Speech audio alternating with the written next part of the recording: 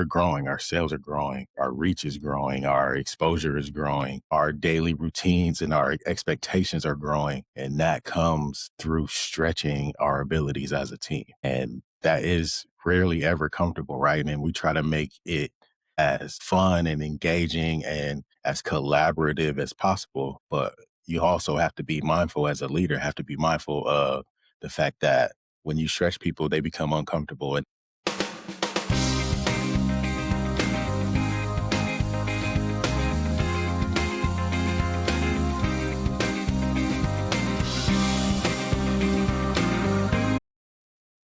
what's going on, Pizza Fam? Welcome back to the Pizza King podcast. I'm your host, Tyrell Reed. And if you miss my face, I'm sorry, but your boy had to take a break.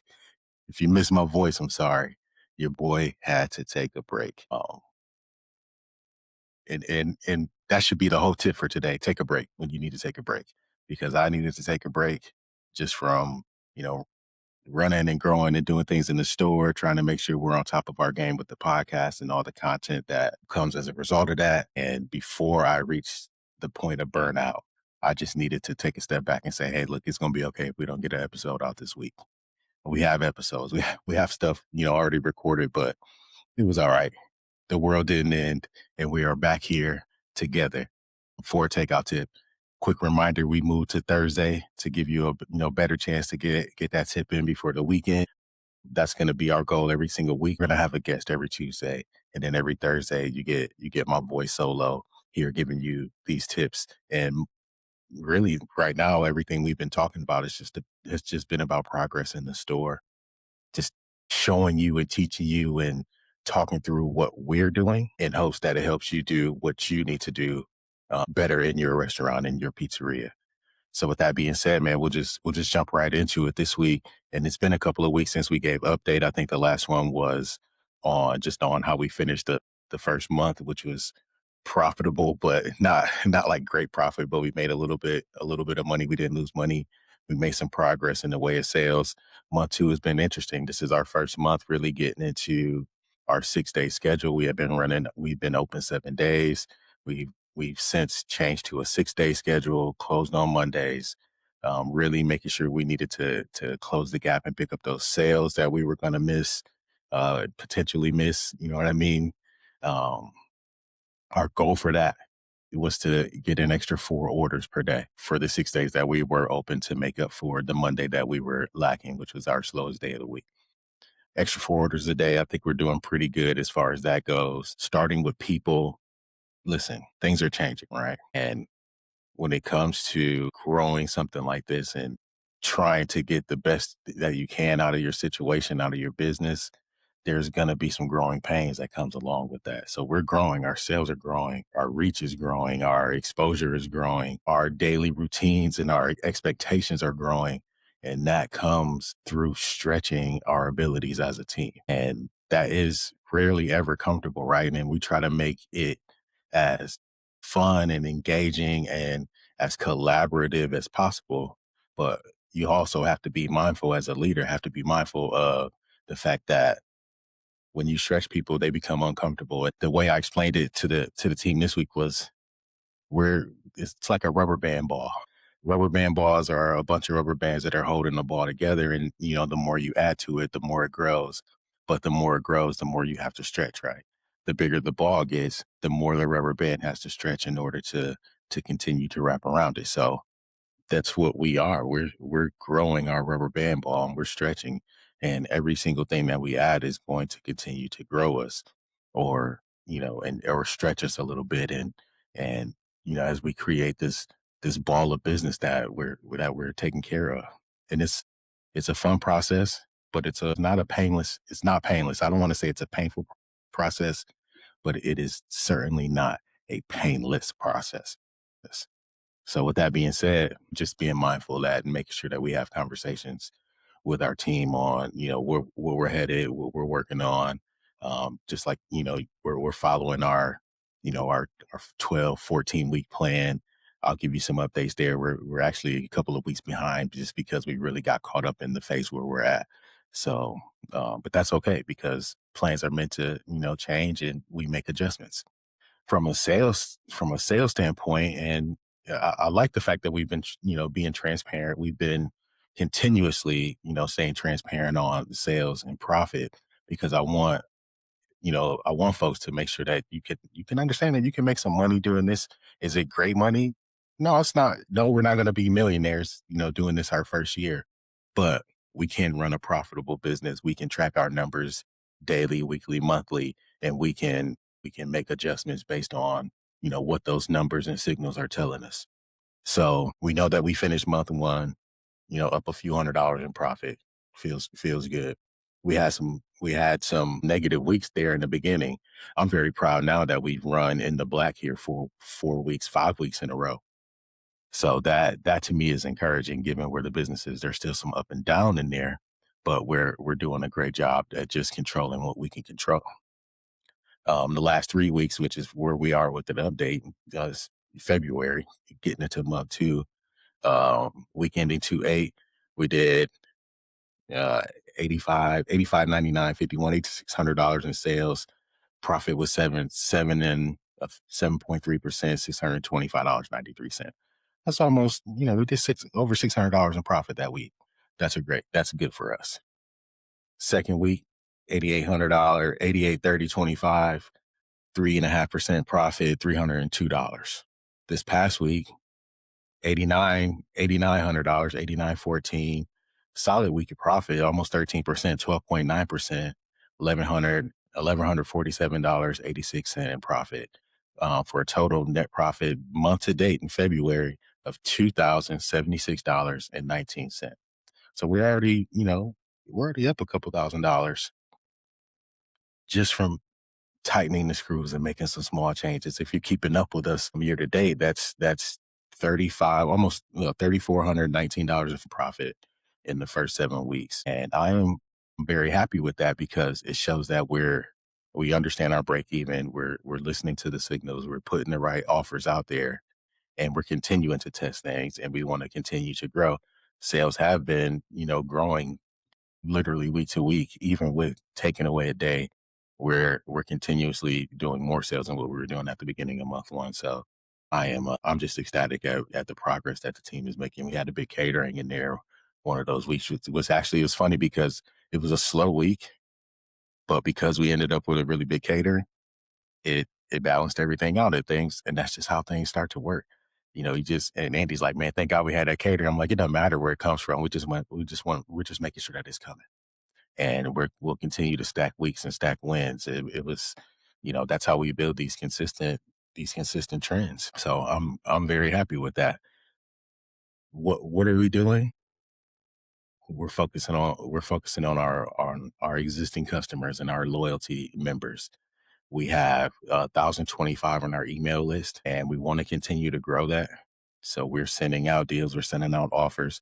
We made some slight changes to the loyalty program where it starts to reward, repeat business. And the way the program was set up wasn't bad, but it just felt like it was rewarding the wrong things. Like, it was rewarding people for not ordering. And, it's good to have that, that lost customer, system and automation set up, where if you don't order for 30 days, it sends you a deal. You don't order for 60 days, it sends you a deal. That's great. But there wasn't really many rewards for the folks that were ordering consistently, unless you hit that. We had our congratulations reward at 100 points, which sent you a free pizza. We wanted to encourage something a little bit more aggressive, and we wanted quicker returns. So I instituted just straight cash rewards.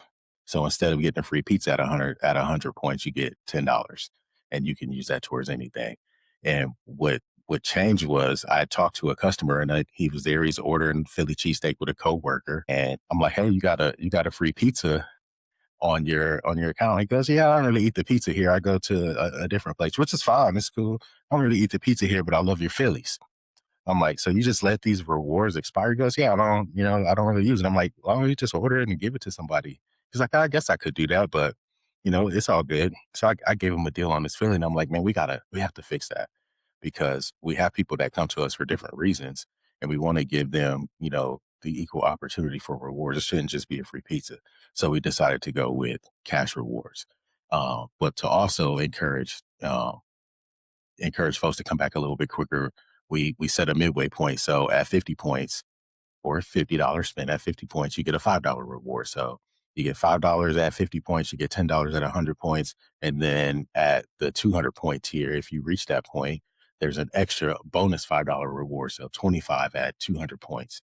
So we just want to reward customers and allow them to be, more flexible on how they redeem and use those rewards. So that just started this week, hoping that we see some progress there. But it's all in those efforts of bringing people back, you know, for more visits. Goodness, just like I don't know, it's like the trash guy or construction or something going outside the dogs real quick. But anyways, we want to continue to give people more reasons to come back sooner. We want to, provide more value for all of our guests equally. So that's the way we decided to go with our program. And of course, I'll let you know how that's going. We are still sending emails and text messages at a pretty high rate now. At this point, I'm sending in emails just about every day with a daily deal email that, whatever we're running for that shift or for that day, and we're sending text on the weekends if we're doing, bigger deals. So that's doing well. Really want to start getting into just testing, times a day sends and things like that so that we can fully optimize that process and that program. Very happy with that. Excuse me. Our focus operationally has been on really stuck at week 5, even though we're into week 8 now. We're starting week 8, even though we're at week 8 and we should be talking about stewardship and leadership, which is where the program leads us. Where we are in reality is still in week 5 as we work through really shoring up the product compliance and our specs and our prep processes. We needed to spend some extra time there. And I think I mentioned it before that all of the guys on our team have experience in different pizzerias and different other West Shores too, and even some that have been with me. And because we all have experience, we're all coming from a different perspective and we all do things just a little bit different. So we wanted to find the best ways to do things and really let that become our practice and our process. Not saying what the way I do it is best or the way Andy does it is best or how Nick does it is best, but let's talk through it. And there's only so many touch points where we're all there and it's better when we work together. So Thursdays, Fridays, Saturdays is where we get to do that. We've been slowly fixing things one at a time. It actually started with seeing somebody make one of our buffalo chicken pizzas, and he used the chicken cutlet instead of the breaded chicken pieces that we use for that. And, the thought is, hey, chicken is chicken, but it's not. One is seasoned totally different than the other one. They're portioned differently. They cost different. We needed to really make sure that we shored up the specs so that we're not leaving things up to interpretation. So as we build that out, we're making the adjustments in the prep and the spec book. We had kind of like a little internal thing on dough. So we really shored up everything in the prep and spec book so that we can set those recipes and those specs in stone, get them printed and put it on the wall, make a poster for all of those things. So that's where we are in that process. And, we'll spend as many weeks as we need to spend there. And on the management side, we're still working through just, tracking the financials week to week. We had a really good week when it comes to food and labor this week. I think we were like 50, 57% prime cost, one of our best weeks. And it showed because we ran almost 13% profit when we keep those things in line. We really got our labor targets dialed in. We're really shooting for that 12 to 14%. The way it's scheduled now, it's right at 14% on the hourly side. So as long as we do well there, then we can really control our profit. The food is doing well. Really looking down the line at some menu changes to help the food spend and the food costs and help try to eliminate some waste. Don't kill me for this, but I am strongly considering just taking salads off the menu. And that would require approval from the franchisor, but um, from a sales and profit standpoint and a waste standpoint, to me, it just makes a whole lot of sense. So we'll see what we can do there. More to come in that regard. But other than that, everything is great. Got my break, got some rest in, got some really good things coming up here for the Pizza King community. I just started an account on school, so we'll have like a school community going. Please stay tuned for that. We're 2 weeks away from speaking in New York City at the Javits Center at the New York Restaurant Show. So please come on out if you're in the area. Come see us there. We'll also be at Pizza Expo at the end of March in Las Vegas. So make sure you come spend some time with me there. I'll be recording somewhere on the show floor. Look for me and come say hi to me. And other than that, man, we're just gonna keep spinning them. That's all we got for this week. Holler at your boy. We'll see you next time on Pizza King Podcast. Thank you.